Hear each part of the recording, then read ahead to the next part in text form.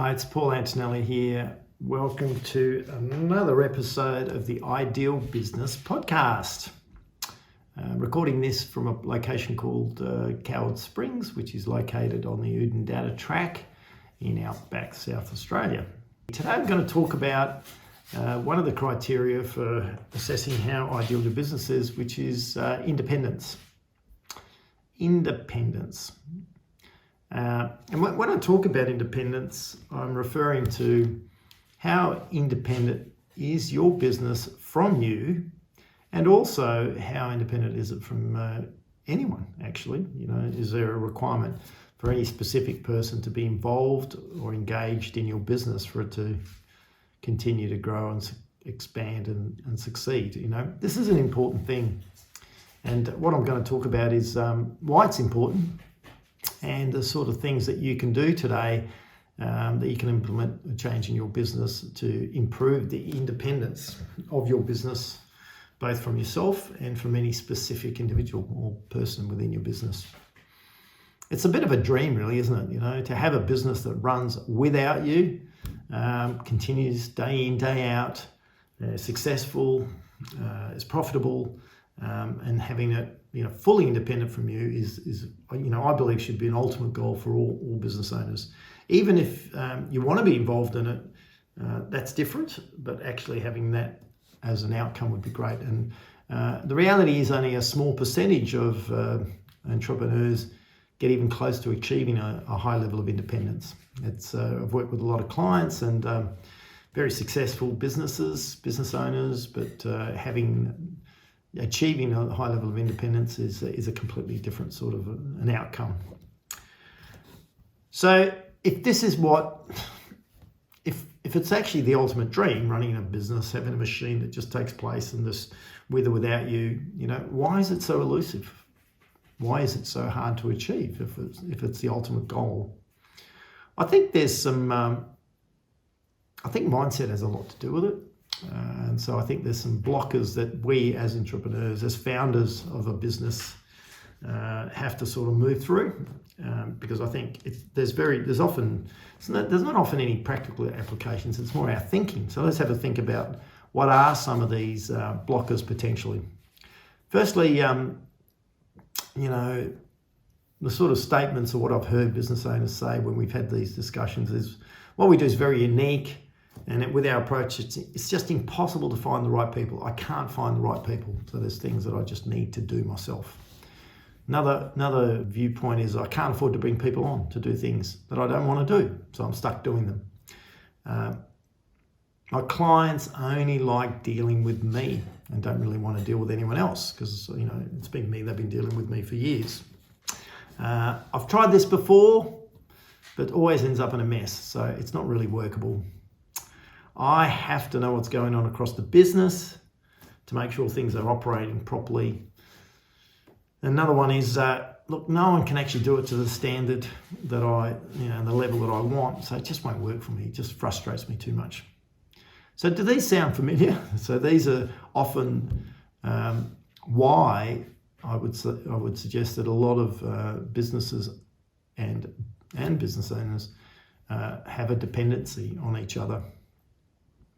So in order to create a business that is really and truly independent for you, you first and foremost have to really want to do this.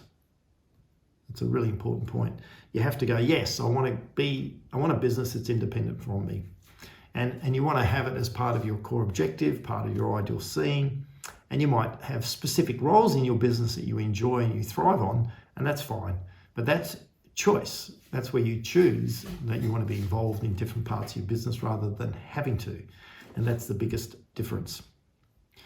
And there's some real advantages of having a business that's independent. So having high independence in the business as part of your ideal business model, there's some key advantages in doing this. And here's some key reasons. Firstly, it prevents business fatigue and exhaustion. As you know, when you start a business, you just got to get into it. If you've done it, it takes a lot of effort. You're all over the place. You're working long hours. You can't do that forever. It's not sustainable. It has too much impact on other parts of your life. And so as the business grows and scales, extraction and removal of yourself is essential if it's going to be sustainable. Second point is, second reason is you get to focus on what you do well and enjoy.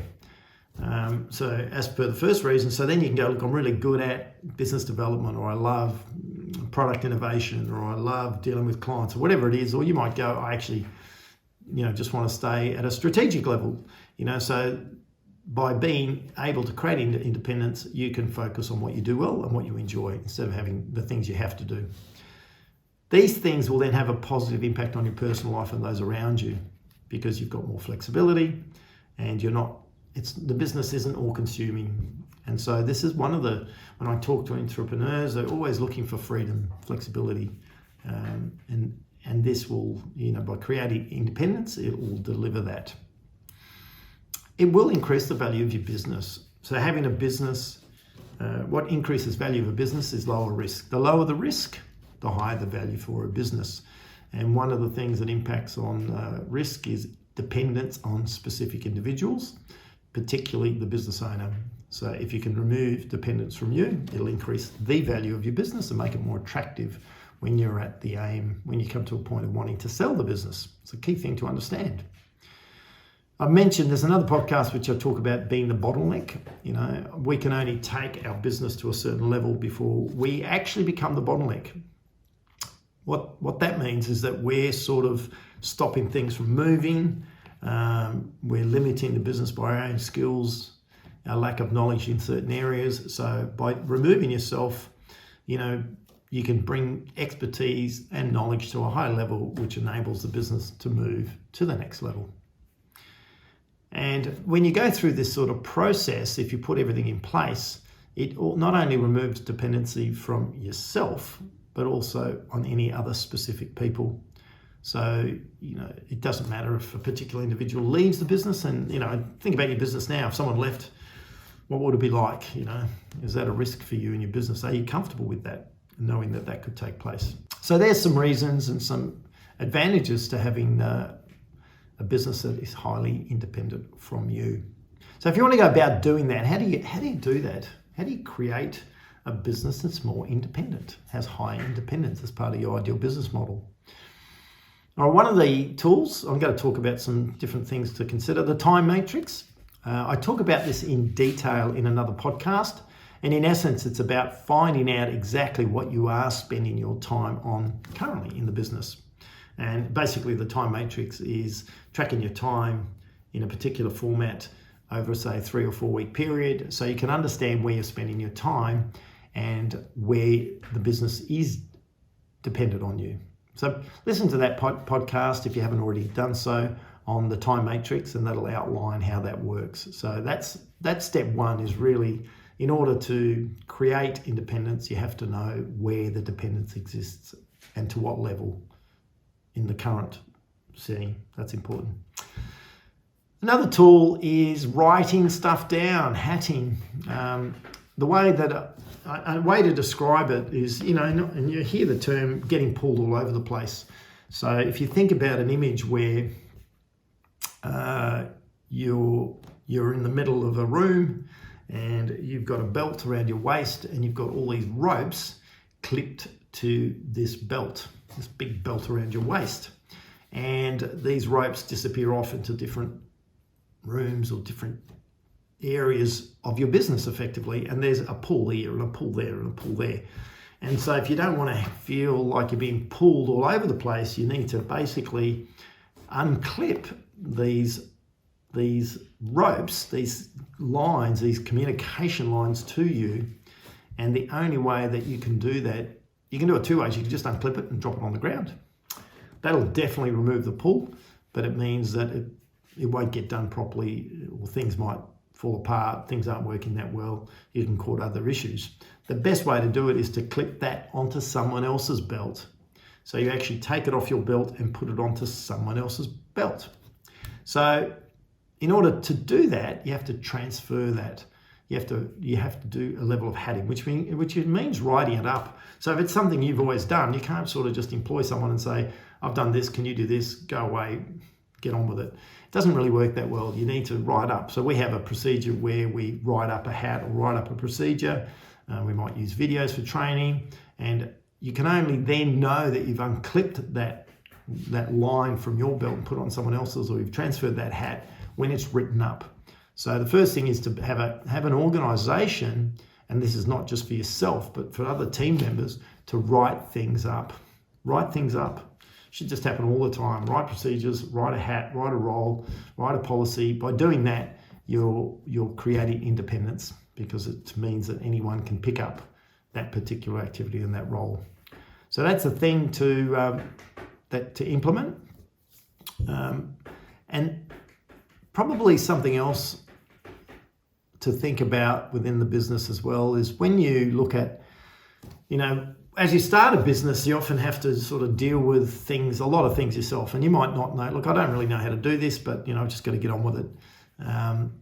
And those things that you don't really either know how to do or you don't particularly love, what ends up happening is you tend to procrastinate. They're things that you don't necessarily get done. You don't know how, so you get stuck.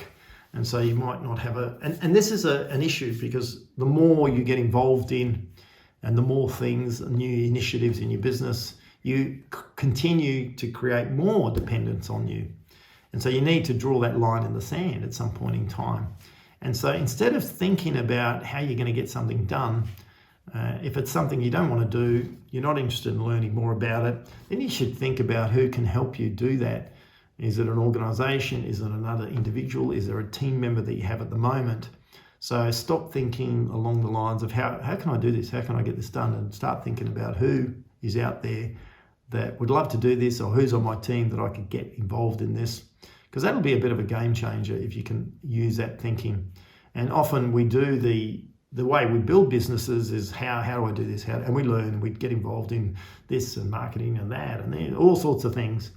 But that's creating dependence as opposed to independence. So a bit of a mindset change to thinking through the process of not how, you don't have to be the font of all knowledge and the person that gets everything done. You can actually go, well, I know this needs to get done. I just need to find the right person or the right organisation to do this. That'll be a bit of a game changer. So I'd really, at the moment, as I said, I'm sort of travelling through the outback. I've been doing this for over 4 months now, sort of travelling and camping. And the only reason this is possible is because my businesses are highly independent from me. And I've done that over time. It's been a deliberate process by using specific processes and tools. And by doing that, it means that I can focus on the things that I want to focus on, but also operate and move around the way that I want to, what works for me. Independence. So hopefully it sheds some light on the idea of independence of your business from you, why it's important, and how you can move your business towards a higher level of independence, both from yourself and other team members. Thanks for listening today, and I look forward to catching you up in the next podcast. Ciao for now.